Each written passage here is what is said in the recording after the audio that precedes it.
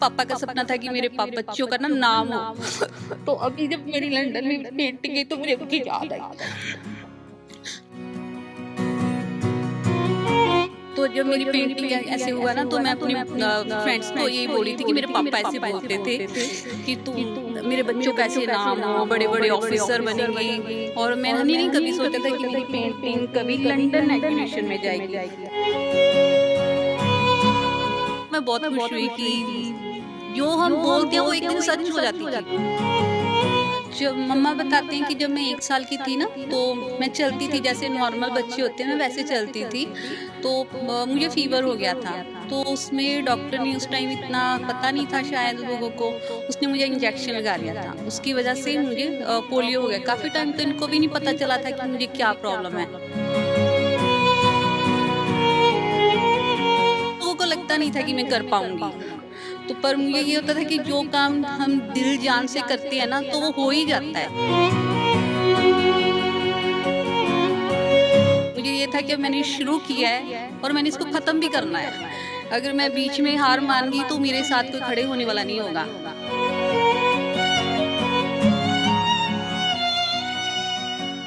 मंजिल उन्हीं को मिलती है जिनके सपनों में जान होती है। पंखों से कुछ नहीं होता, हौसलों से उड़ान होती है। नमस्कार, पंजाब केसरी देख रहे हैं आप। मैं हूं आपके साथ शुभिता। आज आपकी मुलाकात करवाएंगे जालंधर की एक ऐसी बेटी के साथ जिसने अपने संघर्ष से ये साबित कर दिया कि जब जीवन में कुछ कर दिखाने की ठान ले तो फिर जो तमाम कठिनाइयां हैं वो मायने नहीं रखती। आपको बता दें जिनके साथ आज आपकी मुलाकात करवाने जा रहे हैं, अंजू जी के साथ। इनकी बनाई गई जो पेंटिंग है वो लंदन के ऑडिटोरियम में जो है वो लगाई गई है। और इनकी जर्नी के बारे में जानेंगे, इनकी लाइफ के बारे में आपको जो है वो यहाँ पर पूरी बातचीत करके आपसे रूबरू करवाएँगे। सो बिना किसी देरी से सबसे पहले उनका स्वागत कर लेते हैं। बहुत-बहुत स्वागत है पंजाब केसरी में। नमस्कार। अ, थैंक यू। क्या हाल है आपका? ठीक हूँ।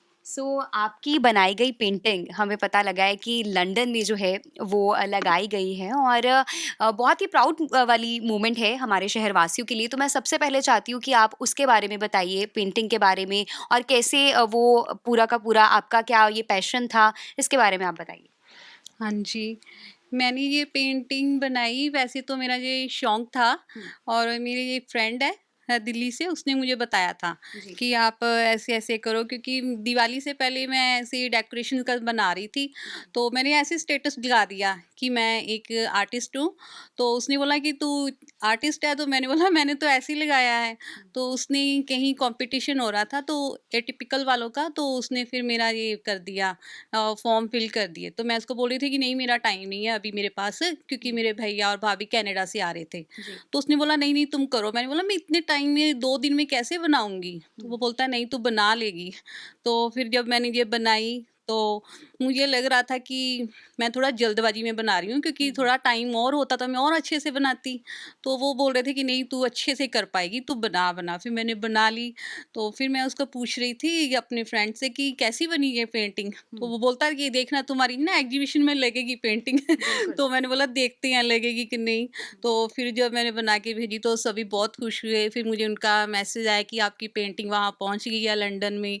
और मुझे यकीन ही नहीं हो रहा था कि मेरी पेंटिंग लंदन में चली गई है। बिल्कुल। तो अच्छा लगा मुझे। तो मैं अपनी फ्रेंड का भी थैंक यू करती हूँ कि जिसने मेरे ये बताया। हुँ, और बाकी एटिपिकल वालों का भी, जी, जिन्होंने मेरी पेंटिंग वहाँ लगाई। जी। तो अच्छा लगा। वो यहाँ पर मैं आपसे ये जानना चाहती हूँ, जब हम बातचीत कर रहे थे पहले आपने बताया कि जो जीवन में बहुत सारी ऐसी प्रॉब्लम्स आई, कठिनाइयाँ आई जिसको पार करके आपने फाइनली जो है वो अब आप बहुत खुश हैं। हाँ तो जी। मैं जानना चाहती हूँ कि अपनी लाइफ़ के बारे में भी आप हमारे व्यूअर्स को बताइए। जैसे आपने बताया कि छोटी एज में ही आपको पोलियो हो गया था हाँ जी। एंड 27 इयर्स तक आप व्हीलचेयर पर रहे। हाँ जी। वो जर्नी कैसे रही? उस फ़ेज़ को आपने कैसे ओवरकम किया? वो ज़रूर आप बताइए। हाँ, जब मम्मा बताते हैं कि जब मैं 1 साल की थी ना, हुँ, तो मैं चलती थी जैसे नॉर्मल बच्चे होते हैं, मैं वैसे चलती थी। जी। तो मुझे फ़ीवर हो गया था। हुँ, तो उसमें डॉक्टर ने उस टाइम इतना पता नहीं था शायद लोगों को, उसने मुझे इंजेक्शन लगा दिया था। हुँ, उसकी वजह से मुझे पोलियो हो गया। काफ़ी टाइम तो इनको भी नहीं पता चला था कि मुझे क्या प्रॉब्लम है। जी। तो फिर काफ़ी टाइम बाद इनको पता चला कि मुझे पोलियो हो गया। बहुत इलाज करवाया मेरे मम्मा-पापा ने, हुँ, पर कोई फ़र्क नहीं पड़ा। तो फिर वही थोड़ा घर की सिचुएशन भी ऐसी थी कि मैं पढ़ नहीं पाई। तो क्योंकि स्कूल भी नहीं था आसपास कोई, तो जहाँ मुझे ये लेके जा सकते, हमारी एक जॉइंट फैमिली थी, बड़ी फैमिली थी, मम्मा घर में बिजी रहते थे, तो मुझे पढ़ा नहीं पाई। लेकिन मुझे ये होता था कि मैंने पढ़ना है, जी। जो मर्जी हो जाए मैंने पढ़ना है। तो फिर मेरे बड़े भैया है ना, उन्होंने मुझे बहुत सपोर्ट किया कि नहीं तू पढ़ पढ़। तो ऐसे होता है कि जब हमारी एज हो जाती है ना, तो हमें कोई गाइडेंस भी नहीं मिलती कि हम कैसे पढ़ें। बिल्कुल। तो स्कूल वाले भी बोलते थे कि एक बार मेरे बड़े भैया ने मुझे बोला कि तू जो जहाँ स्कूल है ना, गवर्नमेंट स्कूल है, तू वहाँ जाके बच्चों के साथ पढ़ ले। तो मैंने वहाँ पता किया, वो बोलते नहीं इतनी बड़ी को नहीं हम छोटे बच्चों के साथ बिठा सकते। तो मुझे बड़ा फील हुआ कि मैं कैसे पढ़ूंगी। फिर काफ़ी टाइम ऐसे ही चलता रहा। फिर मेरे एक भैया हैं, वो मेडिटेशन सेंटर में जाती हूँ, वो वहाँ थे, वो कर्नल थे, उन्होंने मुझे गाइड किया कि नहीं तुम पढ़ो, ओपन में करो 10th। फिर मैंने NIUS से किया था 10th। तो अभी मैंने ग्रेजुएशन की है इग्नू से। तो बहुत लोगों को लगता नहीं था कि मैं कर पाऊंगी। बिल्कुल। तो पर मुझे ये होता था कि जो काम हम दिल जान से करते हैं ना, तो वो हो ही जाता है, चाहे कितना मुश्किल हो। मुझे बहुत प्रॉब्लम्स आई, तो मुझे कॉलेज में भी बहुत प्रॉब्लम्स आती थी, और स्कूल में जब मैं एग्ज़ाम देने जाती थी, बहुत वहाँ भी बहुत सारी प्रॉब्लम्स आती थी। पर मैंने कभी हार नहीं मानी। मुझे ये था कि अब मैंने शुरू किया है और मैंने इसको ख़त्म भी करना है। अगर मैं बीच में हार मान गई तो मेरे साथ कोई खड़े होने वाला नहीं होगा। हमें अपनी लड़ाई खुद लड़नी पड़ती है।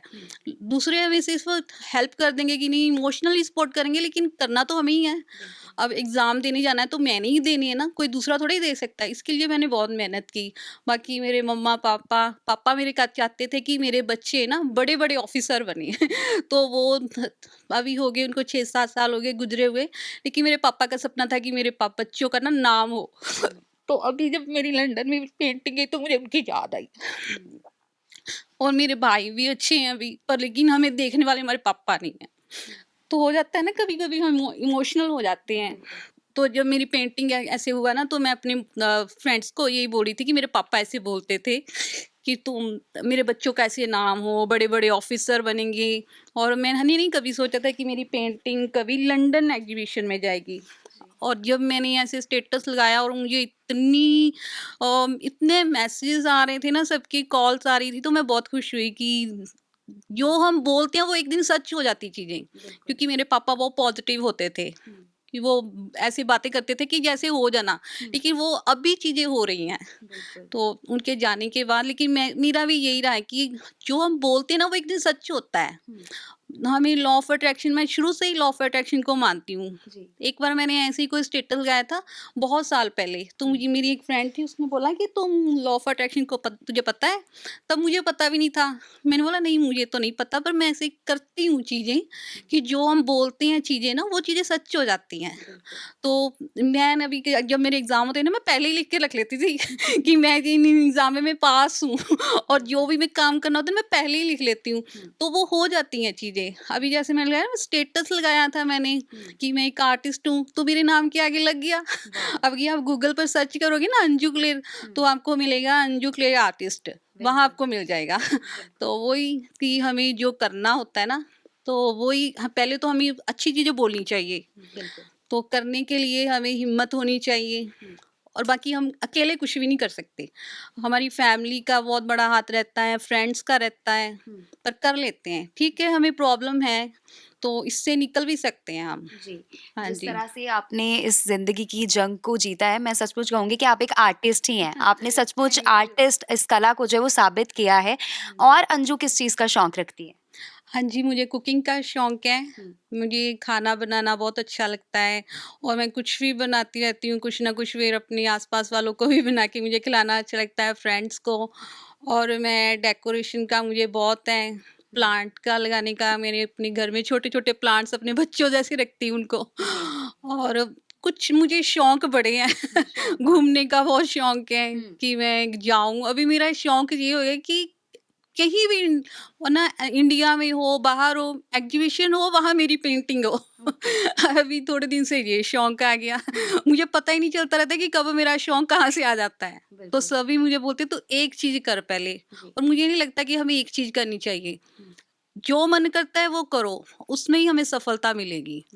है ना। सो क्या आपके फ्यूचर प्लान्स क्या हैं? आप कह रहे हैं कि डेली जो है वो शौक बदल रहे हैं, लेकिन आगे आप क्या तैयारी कर रहे हैं? एजुकेशन को आगे और कंटिन्यू करने का आपने सोचा है या फिर अपने आर्ट को आगे और लेके जाना है? हाँ, मैं अपनी आर्ट को भी आगे लेके जाऊँगी, और अभी जैसे मैंने बताया ना, मैं ओपन में मैंने पढ़ाई की है, तो मैं हिंदी मीडियम में पढ़ी हूँ। हुँ। तो अभी मैं इसलिए इंग्लिश कोर्स कर रही हूँ। इंग्लिश में पहले मैं चाहती हूँ कि मैं मास्टरी करूँ, हुँ। ताकि मुझे ये एक और कॉन्फिडेंस आए। थोड़ा-सा हो जाता है ना आजकल, इंग्लिश नहीं है तो ऐसे लगता है कि इसमें कोई है ही नहीं, कुछ गुण ही नहीं है। तो मुझे पहले इंग्लिश करनी है फिर अपनी अच्छी, हुँ। और मैं डिजिटल मार्केटिंग का भी कर रही हूँ। तो मुझे ये है कि घर बैठे कुछ मुझे वर्क फ्रॉम होम मिल जाए, हुँ। या वैसे भी मुझे शौक है। हुँ, हुँ। तो वही मैं बता रही हूँ कि मुझे शौक है, मेरे पता ही नहीं चलता कि मैं कब क्या करने लग जाती हूँ। बिल्कुल, बहुत सारी ऐसी हाँ। महिलाएँ हैं, बहुत सारे ऐसे बच्चे हैं जो आपको इस वक़्त देख रहे होंगे, सुन रहे होंगे। आप उनको क्या मैसेज देना चाहेंगे? क्योंकि आजकल क्या है कि पेशेंस कम हो गई है और जिस तरह से अगर हम देखें कि लाइफ़ में हार मानकर बैठ जाना, ये वाला फ़ेज़ बहुत जल्दी आ रहा है। तो आप उनको क्या संदेश नहीं, देना चाहेंगे? कभी भी हार नहीं माननी चाहिए। अगर हम मेहनत करते हैं तो उसका फल तो मिलता ही है हुँ, हमें। कुछ भी आप काम करो, पहले हमें मुश्किलें आएँगी। कोई भी काम कर लोगे तो आपको ऐसे नहीं हो सकता कि आपको कोई मुश्किल ना आए। जी। मुश्किलें हमें आएँगी ही, पर वो आप जब करोगे ना, धीरे-धीरे मुश्किलें भी दूर हो जाती हैं। हुँ, तो मैं तो यही करती हूँ, मुझे भी कुछ भी मैं करती हूँ तो कोई भी काम मेरा आराम से नहीं होता। हुँ, बहुत मुश्किल, अभी मैंने पेंटिंग भेजी ना, इसमें भी मुझे बहुत सारी प्रॉब्लम्स आई। हुँ, तो हो गया, मेहनत करो उसका फल मिलता है। बाकी आप भगवान को मानते हो, जिसको भी, उससे आप प्रे करके, प्रार्थना करके काम शुरू करो, वो काम पूरा होता ही है। बिल्कुल। बाकी अपनी फैमिली की सपोर्ट, फ्रेंड्स का अपना, जैसे बोलते हैं ना, जैसी संगत वैसी रंगत। हुँ। अच्छे दोस्त रहेंगे, अच्छे टीचर्स मिलेंगे आपको, तो ज़रूर सफलता मिलेगी। बहुत अच्छा लगा आपसे हाँ जी। बातचीत करके। Thank you so thank you, much. Thank you. तो ये थे हमारे साथ अंजू, जालंधर के रहने वाले हैं और जैसे कि इन्होंने अपनी लाइफ के बारे में बताया कि कैसे छोटी एज में पोलियो हो गया, लेकिन उसके बावजूद भी इन्होंने हार नहीं मानी और अपनी लाइफ में ढेर सारी अचीवमेंट्स जो हैं वो अब ये हासिल कर रहे हैं और साबित कर दिया कि अगर तमाम मुश्किलें भी हों लाइफ में, लेकिन अगर दृढ़ निश्चय हो तो आप बहुत सारी जो सफलताएँ हैं उन्हें हासिल कर सकते हैं। उम्मीद है आपको हमारी ये जो स्टोरी है, इंस्पिरेशन स्टोरी हमने आपके साथ शेयर की है, आपको पसंद आई होगी। कैमरामैन मोनू के साथ मैं शुभिता, पंजाब केसरी टीवी, जालंधर।